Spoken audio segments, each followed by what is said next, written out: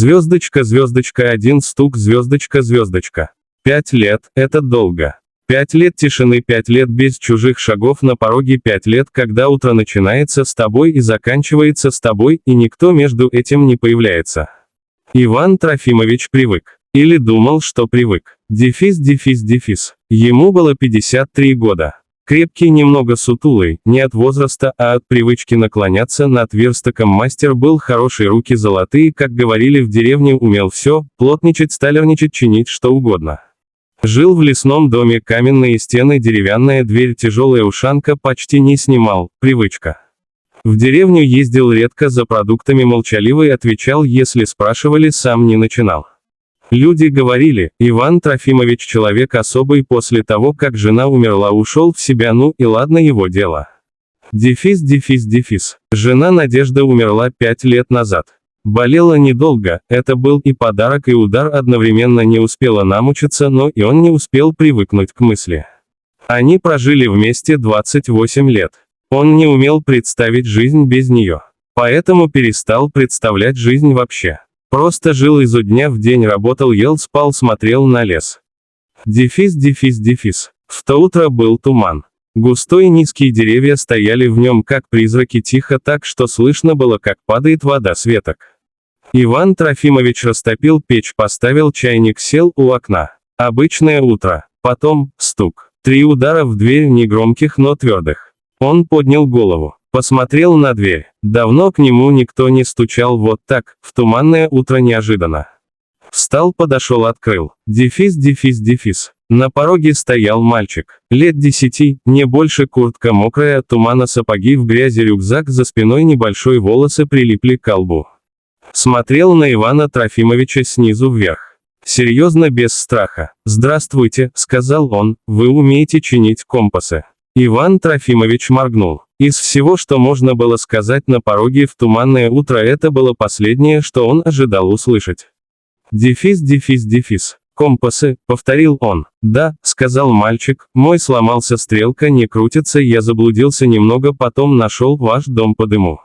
Иван Трофимович посмотрел на мальчика. Потом на туман за его спиной. «Один идешь?» — спросил он. «С классом», — сказал мальчик. «Поход, но я отстал, они не заметили, наверное, еще». Иван Трофимович подумал секунду. «Заходи», — сказал он. Дефис. Мальчика звали Егор. Пока он сидел у печки и грел руки, Иван Трофимович смотрел на компас. Обычный туристический, стрелка и правда не двигалась. «Намагнитился, а что-то», — сказал Иван Трофимович. «Бывает, сейчас исправим». Он достал инструменты. Работал молча, привычно. Егор наблюдал. «А вы давно здесь живете?» — спросил мальчик. «Давно. Один». Егор подумал. «Не скучно». Иван Трофимович не ответил сразу. «Привык», — сказал он. Дефис. Компас починил быстро. Проверил, стрелка встала на место. Протянул Егору. Тот взял, посмотрел довольно. «Спасибо», — сказал он. «А куда мне идти?» «Туда вышли». «Это на север», — сказал Иван Трофимович. «Твои где были, когда отстал?» «У реки», — сказал Егор. «Мы шли вдоль реки». «Тогда южнее, я покажу тропинку». Дефис. Они вышли вместе. Туман начинал подниматься, лес светлел. Иван Трофимович шел впереди, Егор рядом. Мальчик смотрел на все вокруг с тем интересом, который бывает у детей в лесу, живым, жадным. «А это что за дерево?» – спрашивал он. «Осина. А вот это, лиственница старая, лет 200 ей, наверное». «200», – повторил Егор с уважением. Потом помолчал. «А вы ее знаете давно?» «Лет 30 хожу мимо», — сказал Иван Трофимович. «Значит, вы ее знаете с тех пор, как она была молодая», — сказал Егор серьезно, но относительно. Иван Трофимович посмотрел на мальчика и почувствовал что-то странное, легкое, непривычное, как будто что-то внутри чуть сдвинулось. Дефис. На тропинке к реке они услышали голоса. Группа школьников, учительница, молодая женщина в оранжевом жилете, искала, явно взволнована. Увидела Егора, выдохнула. «Егор, где ты был?» — сказала. Она. «Мы уже». «Я заблудился», — сказал Егор, но нашел дом, дядя Иван починил компас и показал дорогу. Учительница посмотрела на Ивана Трофимовича. «Спасибо вам огромное», — сказала она, — «мы так переволновались». «Ничего страшного», — сказал он. Дети смотрели на него с любопытством. Один спросил: «Вы здесь живете?» «Живу». «Один». Дети переглянулись. Потом один, рыжий, сказал: «Круто». Иван Трофимович смотрел, как они уходят. Группа голоса, смех, рюкзаки, оранжевый жилет учительницы среди деревьев. Потом они скрылись за поворотом. И лес снова стал тихим. Он стоял и смотрел туда, где они шли.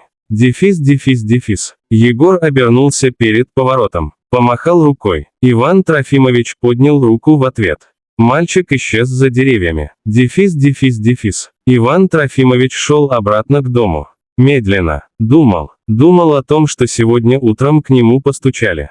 Просто стукнули 3 раза. И он открыл дверь. И там был мальчик, который спрашивал про компас и смотрел на лиственницу с уважением и сказал, что она была молодая, когда Иван Трофимович ее знал молодой. Такая простая вещь. Такая маленькая встреча. А что-то внутри сдвинулось.